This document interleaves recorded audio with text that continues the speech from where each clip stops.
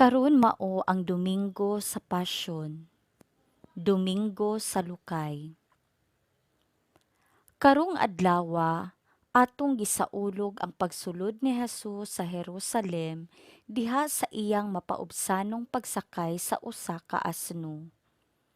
Usa kini ka bag-ong eksodo diin ang Ginoo mugiya kanato sa pagbuntog sa kamatayon. Andam siyang ihalad ang iyang kinabuhi alang kanatong tanan tungod sa iyang dakong gugma ug pagluwas kanato. Kahibalo si Jesus unsay nagpaabot kaniya sa Jerusalem. Apan, kumbinsido nga nagbuhat lamang siya sa kabubuton sa Amahan. Kitang tanan adunay Jerusalem nga naguna kanato. Alang sa uban, kini dili usa ka syudad. Ang Jerusalem mamahimong usa ka sakit, usa ka kausaban sa kinabuhi, usa ka problema, usa ka hagit o tingali walay kasiguruan nga naguna kanato. Gipakita kanato ni Jesus kung unsaon pagpadayon ngadto sa atong Jerusalem. Sama sa nahitabo kang Jesus, daghan nga mga tawo ang miuban kaniya diha sa iyang pagsulod. Gidawat, gidayig, o gibayaw pa siya sa iyang pagsulod ubang sa ilang mga singgit nga usana sa anak ni David. Apan kini ra usab nga mga tawo ang misyagit nga siya ipalansang sa krus. Bisan pa niana, kinahanglan kitang mupadayon sa unahan aron atubangon unsay gitagana alang kanato. Dili kita mahadlok sa atong Jerusalem kay si Jesus nakasinati na pud ani. Dili na kita mag-inusara kay si Jesus didto nagikan. Sa pagsugod sa Semana Santa nga naghinumdom sa mga dagkong panghitabo sa atong pagtubos, mga muyo kita sa Ginoo nga hatagan kitag igong grasya ug kalig-on sa pag-atubang sa bisan unsa nga mahitabo sa atong kinabuhi. Gipakita ni Jesus nga ang krus, bisan unsa nga matang sa kinabuhi, mamahimong modala ngadto sa kaluwasan ug bag-ong kinabuhi. Ang Domingo sa Palma ug ang Pasyon sa atong Ginoo nagtudlo kanato nga bisan unsa ang anaa sa atong umaabot, si Jesus una na didto. Siya nasayod ug nagpakita sa dalan nga modala kanato ngadto sa Pasko sa pagkabanhaw. Kinutlo gikan sa basahon ni Propeta Isayas. Gitudluan ako sa Ginoong Dios sa angay kong isulti aron mahibalo akong mudasig ni adtong gikapuyan. Matag buntag gidasig niya ako sa pagpaminaw sa buot niyang itudlo kanako. Giablihan sa Ginoo ang akong salabutan ug wala ako mosupil ni mubiya kaniya. Gipatara ko ang akong likod ni adtong buot muhampak kanako ug ang akong api ngadto sa mga milabnot sa akong bungot. Wala ko ilingiw ang akong nawong sa nagbugal-bugal ug nagluwa kanako. Kay mitabang man kanako ang Ginoong Dios, busa wala ako maunsa. Ug gitaon ko ang akong nawong ingon sa batong bantilis, ug nasayod ako nga dili gayud ako maulawan. Ang pulong sa Ginoo. Salmo responsoryo. Diyos ko, nganong imo akong gibiyaan? Ang tanan nga nagatan-aw kanako nangyam-id kanako. Nagbugal-bugal sila kanako sa ilang mga ngabil, naglingo-lingo sila. Nagsalig siya sa Ginoo, paluwasa siya kaniya, palingkawasa siya, kun nahigugma siya kaniya. Diyos ko, nganong imo akong gibiyaan. Daghang mga iro naglibot kanako, gitabangan ako sa usa ka panon sa mga dautan, ilang gipalapsan ang akong mga kamot ug mga tiil, makaihap ako sa tanan kong mga kabukugan. Diyos ko, nganong imo akong gibiyaan. Ilang gipanagbahin alang kanila ang akong mga sapot, ug sa akong biste nagripa sila. Apan ikaw o Ginoo, ayaw pagpalayo kanako, o hinabang ko, dali sa pagtabang kanako. Diyos ko, nganong imo akong gibiyaan. Isangyaw ko ang imo ngalan ngadto sa akong kaigsuunan, sa taliwala sa katilingban daygon ko ikaw. Kamo nga mahadlokon sa Ginoo, dayga ninyo siya, kamong tanang mga kaliwat ni Jacob, himayaa siya. Diyos ko, nganong imo akong gibiyaan. Kinutlo gikan sa sulat ni San Pablo ngadto sa taga-Filipos. Diha niya kanunay ang kinaiya gayud sa Dios, apan wala siya maguna-una pagpakigtupong sa Dios pinaagi sa kusog. Kundili sa iyang kaugalingong kabubuton, iya kining gibiyaan. Ug gisulob niya ang kinaiya sa usa ka sulugoon. Natawo siya sama kanato, ug nakita siya ingon nga tawo. Nagpaubos siya ug nagmasinugtanon hangtod sa kamatayon ang iyang kamatayon sa krus. Tungod niini, gituboy siya sa Dios ngadto sa kinatas-ang dapit sa kalangitan, ug gihatagan siyag ngalan nga labaw sa tanang ngalan. Busa mangluhod ang tanang binuhat nga atua sa langit, sa yuta ug sa ilalom sa yuta, sa pagpasidungog sa ngalan ni Jesus. Ang tanan magsangyaw nga si Hesukristo mao ang Ginoo, alang sa himaya sa Dios nga Amahan. Ang pulong sa Ginoo. Kinutlo gikan sa Ebanghelyo sumala ni San Mateo. Unya ang usa sa napulog duha ka tinun-an, ang ginganlag Judas Iscariote, miadto sa kadagkuan sa mga pari ug miingon, "Unsa may inyong ihatag kanako kung itugyan ko kaninyo si Jesus?"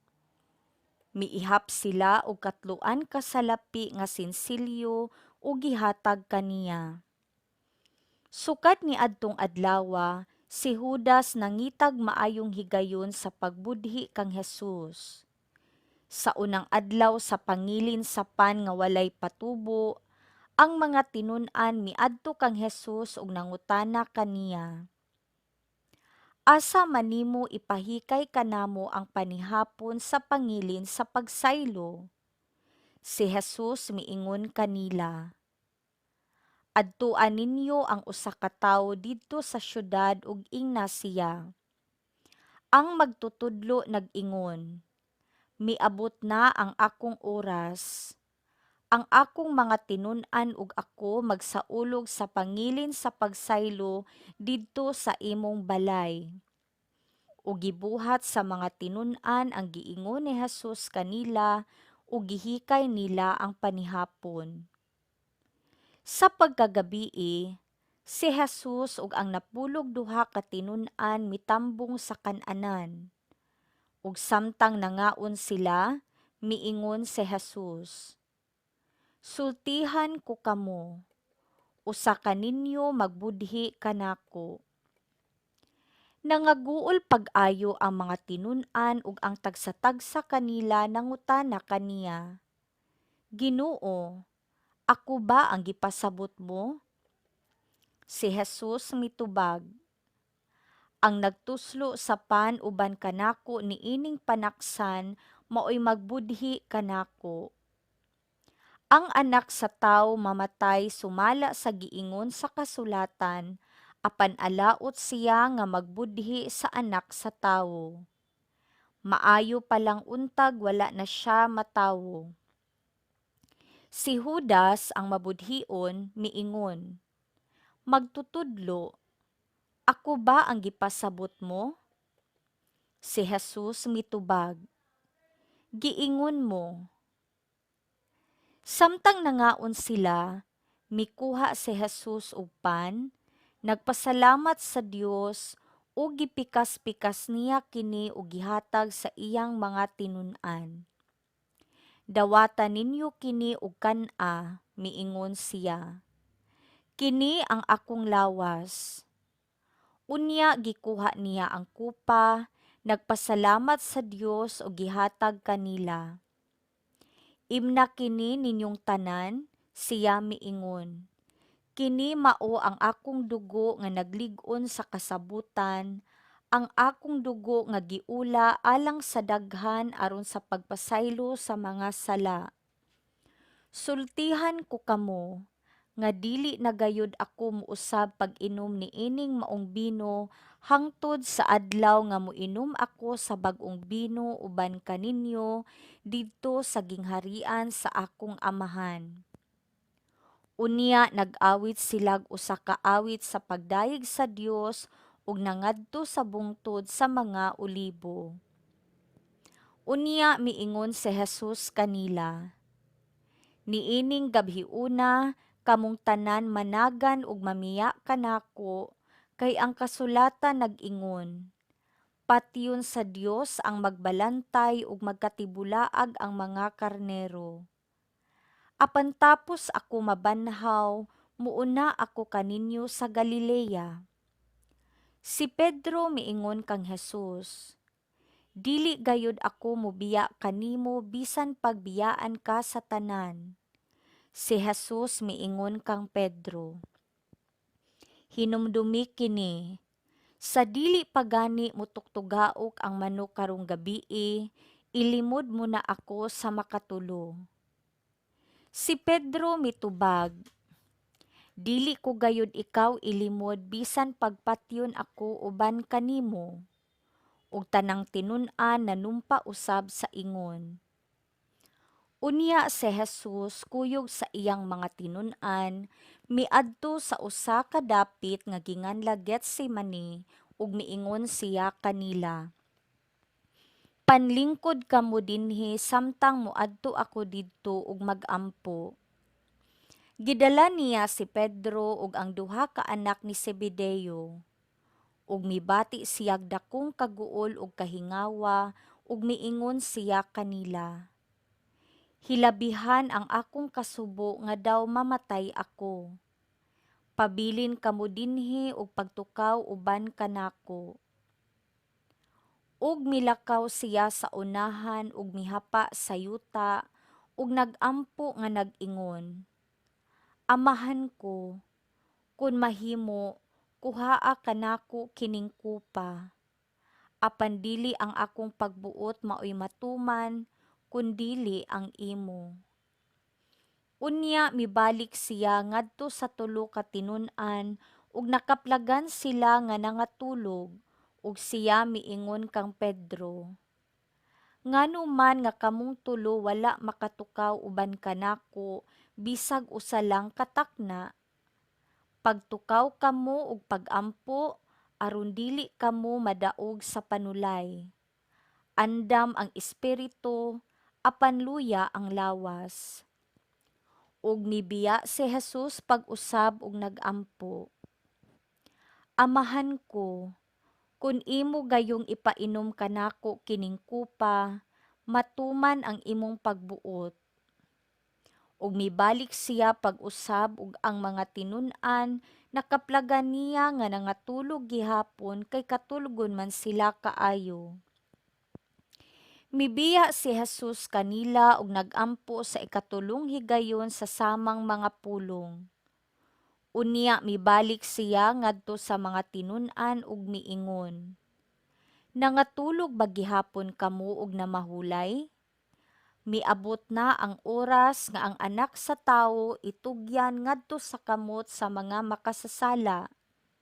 Bangon kamo kay manlakaw na kita. Tan-awa, ania na ang nagbudhi kanako. Samtang nagsulti pa si Jesus, miabot si Judas, ang usa sa napulog duha ka tinun-an. Kuyog ang daghang tawo nga nagdalag mga espada ug mga puspos. Sinugo sila sa kadagkuan sa mga pari ug sa mga Hudiyo. Ang mabudhion naghatag kanila og usa ka ilhanan. Ang tawo nga akong hagkan mao ang inyong gipangita. Dakpa siya. Sa pag-abot ni Judas, miduol dayon siya kang Hesus ug miingon, magtutudlo, ang kalinaw mag-uban kanimo. Ug gihagkan niya si Jesus. Si Jesus mitubag, higala, buhata dayon ang buot mong buhaton. Unya miduol sila kang Jesus ug ila siyang gidakop. Unya usa ni adtong kauban ni Jesus miibot sa iyang espada ug gitigbas niya ang ulipon sa pangulong pari ug naputol ang usa ka dalunggan niya. Unya miingon si Jesus kaniya, isakob ang imong espada, kay ang magamit sa espada usab mamatay. Wala ka ba masayod nga makahimo ako pagpakitabang sa akong amahan ug ipadalad niya dayon kanako ang kapin sa napulog duha ka hut-ong sa kasundaluhan nga mga anghel? Apan kun buhaton ko kini, unsaon man pagkatuman sa kasulatan nga nag-ingon nga kinahanglan mahitabo kini.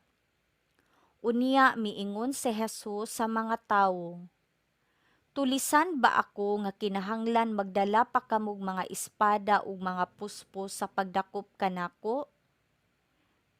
Matag adlaw nagtudlo ako didto sa templo ug wala ako ninyo dakpa. Apan kining tanan nahitabo aron matuman ang gisulat sa mga propeta diha sa kasulatan. Unya mibiya kaniya ang tanang tinun-an ug nanagan.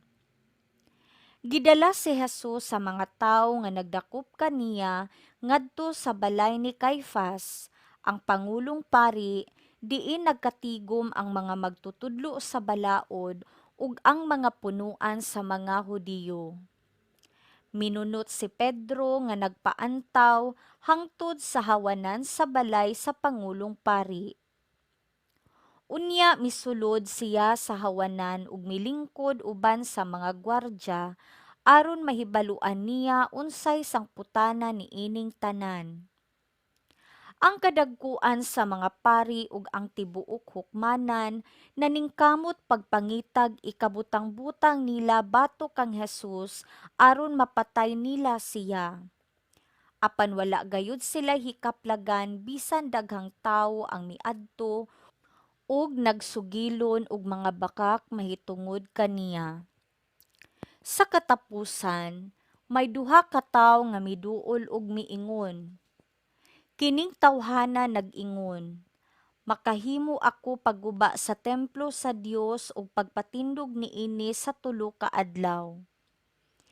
Mitindog ang pangulong pari ug miingon kang Jesus, wala ka ba'y ikatubag niining sumbong batok kanimo? Apan wala mo tubag si Jesus. Busa ang pangulong pari misulti pag-usab kaniya. Sa ngalan sa Dios nga buhi, papanumpaon ko ikaw. Sultihi kami kung ikaw mauba ang Mesiyas, ang anak sa Dios. Si Jesus mitubag kaniya, giingon mo, apan sultihan ko kamong tanan.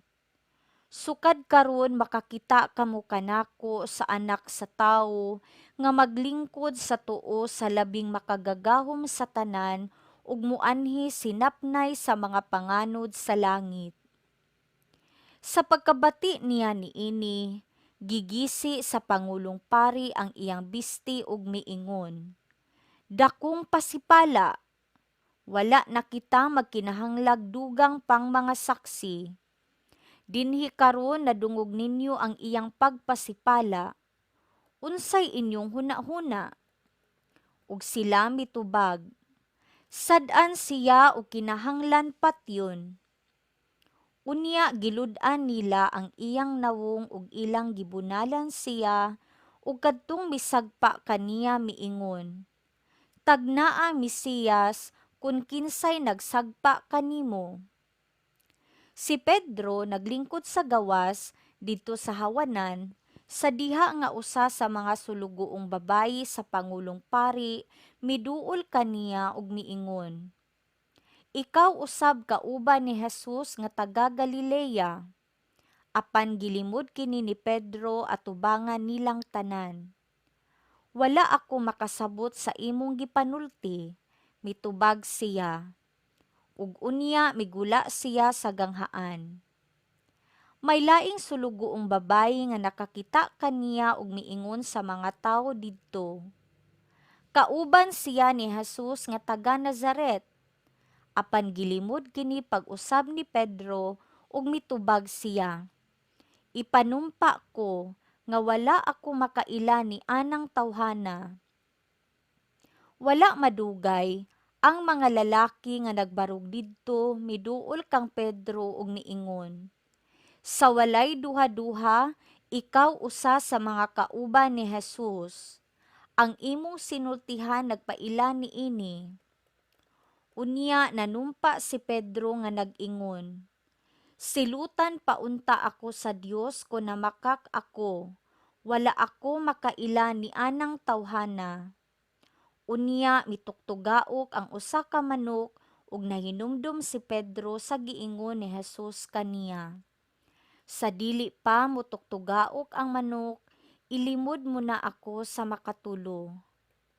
Migula si Pedro ug mihilak sa hilabihang pagbasol. Sayo sa buntag, ang tanang kadagkuan sa mga pari ug mga punuan sa mga Hudiyo naglaraw sa pagpatay kang Jesus. Gigapos nila siya kadena ug gitugyan ngadto kang Pilato, ang Romanhong gobernador. Sa pagkakita ni Judas ang mabudhion nga si Jesus ilang patyon, nagbasol siya ug giuli niya ang katluan ka salapi nga sinsilyo ngadto sa kadagkuan sa mga pari ug sa mga punuan sa mga Hudiyo.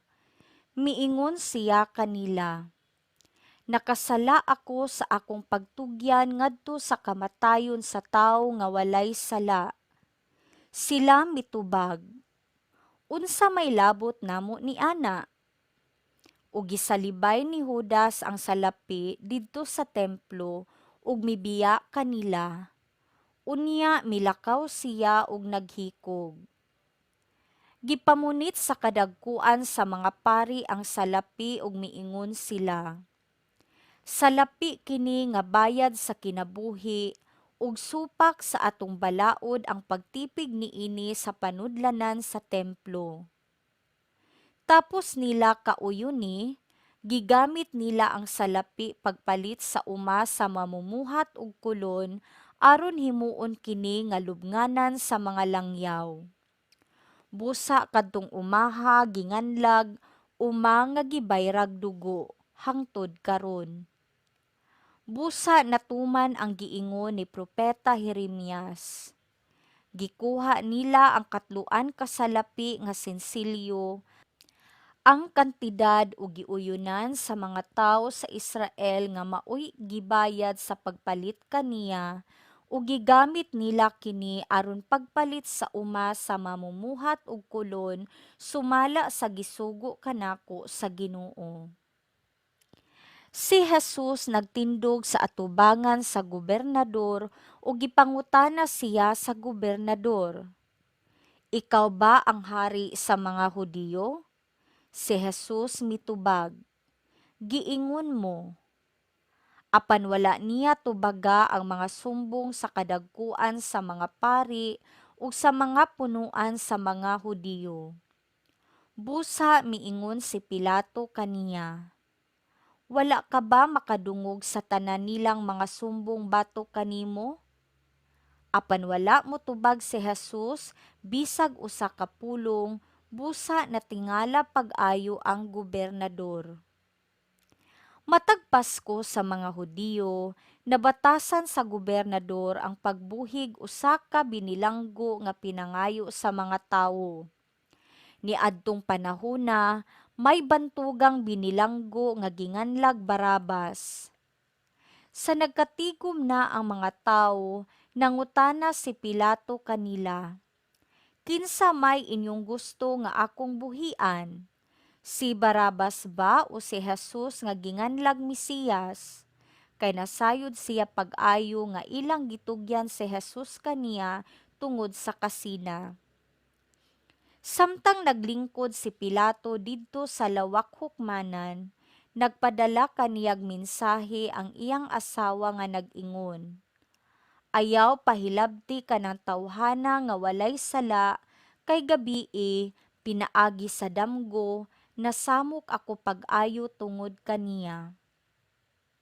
Ang mga tawo gidani sa kadagkuan sa mga pari ug sa mga punuan sa mga Hudiyo sa pagpangayo kang Pilato nga buhian niya si Barabas ug ipapatay si Jesus. Apan nangutana ang gobernador kanila, "Kinsa man niining duha ang inyong gusto nga akong buhian?" Sila mitubag, "Si Barabas." Si Pilato nangutana kanila, "Nan, unsa may akong buhaton kang Jesus nga ginganlag Mesiyas?" Silang tanan mitubag, "Ilansang siya sa krus." Apan si Pilato nangutana, "Unsa may iyang sala?" Unya sa makusog nga tingog naninggit sila, "Ilansang siya sa krus." Sa pagkakita ni Pilato nga wala siya'y mahimo, ug hayan mahitabo ang kagubot, mikuha siyag tubig ug nanghunaw atubangan sa mga tawo ug miingon, "Wala ako'y labot sa kamatayon ni ining tawhana. Inyo kining gusto." Unya ang tanang mga tawo nanubag kaniya, "Kami ug ang among mga anak maoy dat-ugi sa silot sa pagpatay kaniya." Unya gibuhian ni Pilato si Barabas ug si Jesus gipalatos niya ug gitugyan aron ilansang sa krus. Unya gidala si Jesus sa mga sundalo ngadto sa palasyo ni Pilato nga gobernador ug didto gialirungan siya sa mga sundalo. Gihubuan nila siya sa iyang bisti ug gisuluban sa bisting dagtong pula. Ug naghimo sila korona gikan sa mga sangang tunokon ug gipahaom nila kini sa iyang ulo ug gipabitbit nila siyag bugang sa iyang tuong kamot. Unya nanluhod sila sa iyang atubangan ug gibugal-bugalan siya. Miingon sila, "Mabuhi ang hari sa mga Hudiyo." Unya gilud-an nila siya ug gikuha nila ang bugang ug gibunal sa iyang ulo. Human nila siya bugal-bugali, siya ilang gihukasan sa bisting dagtong pula ug gisuluban sa iyang kaugalingong bisti. Unya gidala sa gawas aron ilansang sa krus. Sa ilang pagpanggula sa syudad, hisugatan nila ang usa ka tawo nga ginganlag Simon nga taga Cirene, ug gipugos nila siya sa pagpas-an sa krus ni Jesus. Unya nahiabot sila sa usa ka dapit nga ginganlag Golgota nga sa ato pa ang dapit sa Kalabera. Didto iya silang gitunulag bino nga sinagulag apdo aron iyang imnon, apan tapos niya tilawi kini, wala siya moinom niini. Unya gilansang nila siya sa krus o gibahin-bahin nila ang iyang sapot pinaagi gripa.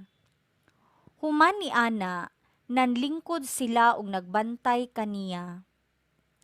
Ibabaw sa iyang ulo gibutang nila ang karatula sa sumbong bato kaniya. Mao kini si Jesus ang hari sa mga Hudiyo. Unya tupad kang Jesus gilansang nila sa mga krus ang duha ka tulisan, ang usa sa iyang tuo ug ang usa sa iyang wala. Ang mga tawo nga nanlabay nagyango-yango sa ilang ulo ug gibiay-biay nila si Jesus. Sila miingon, "Ikaw ba kadtong muguba sa templo ug motukod niini pag-usab sulod sa tulo ka adlaw? Kung ikaw ang anak sa Dios, luwasa ang imong kaugalingon, kana og sa krus." Gibugal-bugalan usab siya sa kadagkuan sa mga pari ug sa mga magtutudlo sa balaod ug sa mga punuan sa mga Hudiyo. Sila miingon, giluwas niya ang uban, apan dili siya makaluwas sa iyang kaugalingon. Dili ba siya ang hari sa Israel? Kung manaog siya karon sa krus, mutuo kita kaniya. Misalig siya sa Dios ug miingon nga siya anak sa Dios. Ambe, tan-awon ta kun ang Dios moluwas ba kaniya karon. Bisan gani ang mga tulisan nga gilansang uban kaniya, mibiay-biay usab.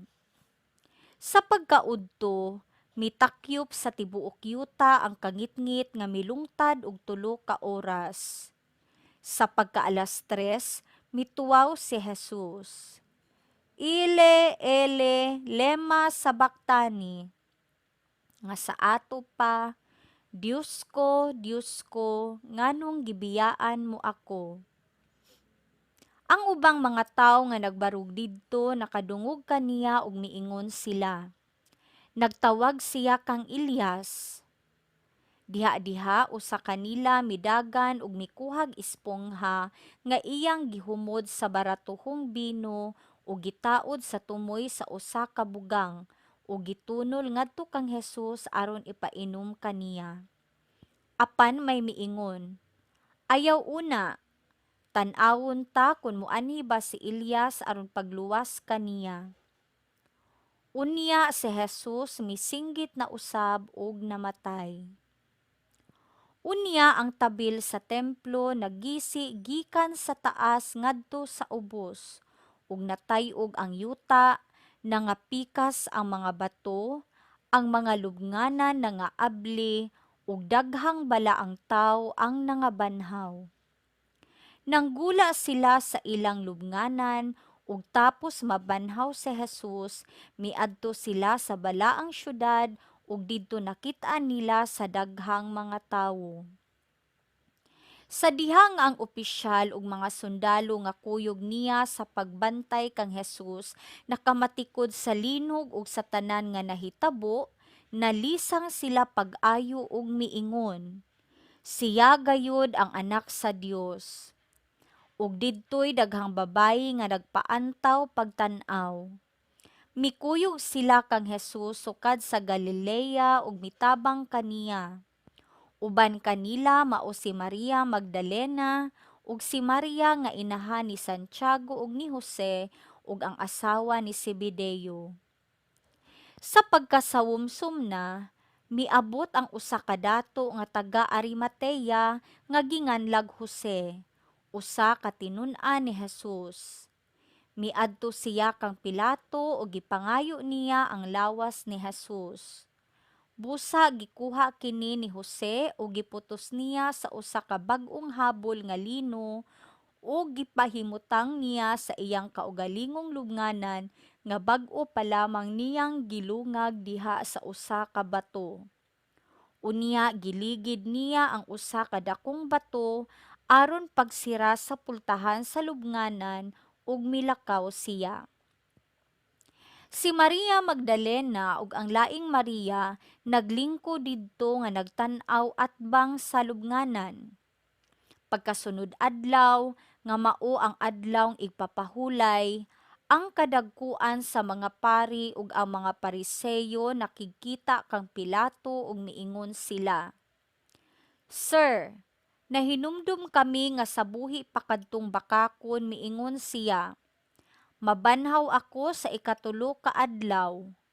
Busa pabantayi pag-ayo ang lubong hangtod sa ikatulo ka adlaw aron dili siya makawat sa iyang mga tinun-an ug unya manugilon sila sa mga tawo nga nabanhaw siya. Kining ulahing bakak mahimo unyang labing dautan kaysa una nilang bakak." Busa miingon si Pilato kanila, "Pagdala kamo gwardya o gwardyahin ninyo pag-ayo ang iyang lubong." Busa nanlakaw sila ug aron pagsiguro nga walay makahilabot sa lubong, ilang gibutangan og palig-on ang sira sa lubong ug gipagwardyahan. Ang Ebanghelyo sa Ginoo.